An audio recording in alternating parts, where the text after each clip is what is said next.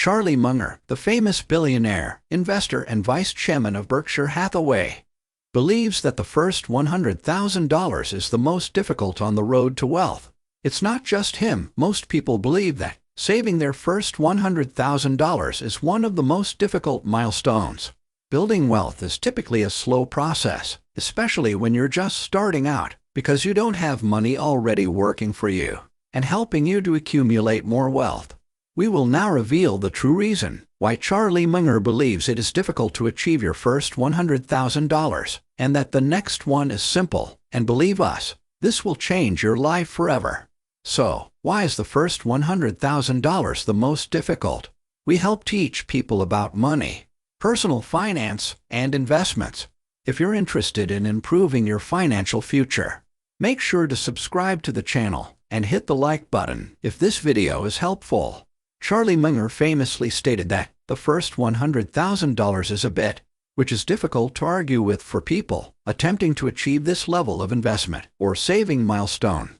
But why is it so much more difficult to go from 0 to 100,000 than from 100,000 to 200,000 or even to $1 million? Make saving or investing your first $100,000 is always difficult, because at this point in your financial life, you have very little money in the market generating additional money through compounding interest. You also have to work hard and extra at times and sell your time in order to generate or accumulate that kind of money. Once you hit the $100,000 landmark, the next one is just around the corner, and it appears to take a fraction of the time as the first, because when you actually have $100,000 to work with, you are finally able to take more risks and invest in various opportunities, all of which yield a better return, leading to more wealth. So if saving the first $100,000 is as difficult as it appears, what actions can we take today to make this period simpler and launch ourselves? The first is self-evident. In general, our savings increase as we age, so it stands to reason that we will have no savings while we are still young. Additionally, most people who leave school are unlikely to make much money either. When it comes to saving and investing, it's critical to create as large a surplus as possible between your total income and total costs through official work or entrepreneurial activities. This extra money can be saved or invested as needed. We often have little yearly income at the start of our professional lives, and while our costs are often low at this age, it's difficult to generate much of a surplus. As a result, it becomes extremely difficult to contribute significant sums to our savings or investment accounts for a while. When you start earning more money, you should avoid making unnecessary purchases. The second factor, compounding or compound interest, is less obvious but far more powerful. If you're wondering what that is, it's the compound effect of the amount you've invested or saved over time until it reaches a certain threshold where you have more money in your bank. It's your money working for you, generating more money when you have some amount invested. It's simple to grow your wealth because you're generating a return on investment each year. But if you start with zero, you have very little money in the market earning a return and can't fully profit from the principles of compounding. So, how can I save and invest my first $100,000 more quickly?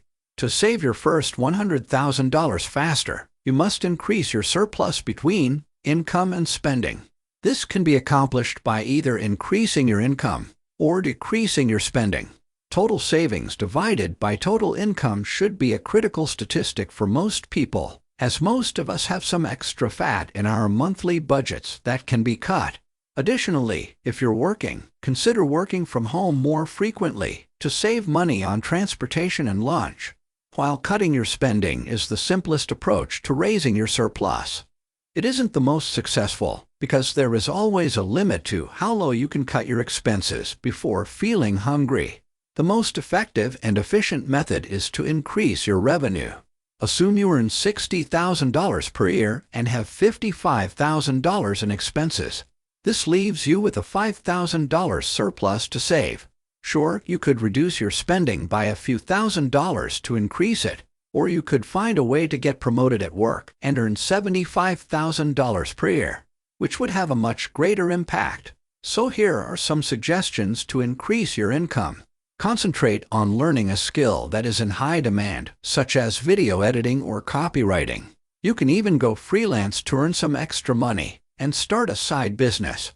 Perform successfully at work in order to receive annual wage increases and bonuses at the highest level. Take the necessary actions to advance at work. Consider taking on a part-time job to supplement your income, such as coaching a football team or babysitting in your neighborhood some evenings. Start a secondary project or company in the evenings and on weekends. You can also consider reselling or flipping. You can gain this skill with the help of sites like YouTube, Udemy, and Skillshare, helping you to earn some extra money. Simply put, the sooner you save or invest $100,000, the more money you can make, and the easier it will be to make that money than ever before. But what should I do with my first $100,000? After you've earned your first $100,000 in cash, the two things you want to do are: 1. Protect yourself from excessive losses, such as unnecessary expenses or luxuries, and 2. Continue to invest and grow this amount into multiples.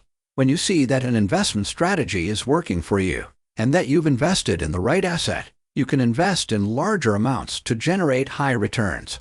However, it's always a good idea to diversify your investments. When investing in real estate, make sure that the land or property you're investing in will increase in value. Additionally, when buying a property, make sure that the rent covers the cost of repaying the loan, and that there's also an extra amount left over to pay for any repairs and maintenance. As you can see, there are two ways you can make money through real estate. The first is to buy a property or a piece of land, and then wait for its price to increase until you flip or sell it. While everyone's goals and risk tolerances differ, a low-cost index fund on an internet platform is an excellent choice for your initial investment. This is a good place to start investing because it exposes investors to an acceptable level of risk. The first step in saving or investing your first $100,000 is to start with less, say $500, and develop good investing habits early on. You should split your savings in safe investments and risky investments. For example, 10% of your savings should be on risky investments, while the rest can be on safe ones. With this in mind, starting with your first investable cash is an excellent idea. How long does it take to save $1 million? The time it takes to save $100,000 is directly proportional to your income and savings rate. Total savings, total income. The higher your salary and savings rate, the faster you'll be able to save money and reach the $100,000 mark. Someone earning $80,000 per year is obviously far more capable of saving up to the $100,000 mark than someone earning $50,000 per year. However, overall revenue is not the only consideration here. Someone earning $80,000 will be unable to save or invest anything if their cost of living is extremely high due to lifestyle inflation. More on that later. Assume person A earns $80,000 per year and only saves $5,000 per year, while person B earns $50,000 and saves $10,000 per year. Who will save $100,000 earlier? Of course, person B. However, the best part is that you can speed up this process by utilizing the strategies mentioned in this video. Yes, the key is to avoid lifestyle creep, which occurs when your compensation grows while your spending grows at the same rate. If you maintain your spending consistently, your surplus between income and expenses will grow, allowing you to invest more. However, when it comes to investing success, a few factors are critical, such as how early you start investing, what you invest in, resisting the urge to sell at low points, and so on. You should also consider your projected time frame for investing opportunities, as well as the risks you are willing to take in exchange for high returns. Looking at your monthly budget objectively, or creating one if you haven't already, will help you get back on track. Being mentally disciplined and properly planning are critical. The money will start to pile up if you develop and follow a customized plan that works for you. The next time you're stressed out about the difficulty of increasing your net worth, know that it becomes easier, more enjoyable, and rewarding as time goes on. Thanks for watching today's video. Your feedback is appreciated, so please let us know how you liked it in the comments. If you're interested in seeing more videos like this, please subscribe. We love getting feedback from our viewers, so please leave us comments and let us know what you think. Stay tuned for more videos.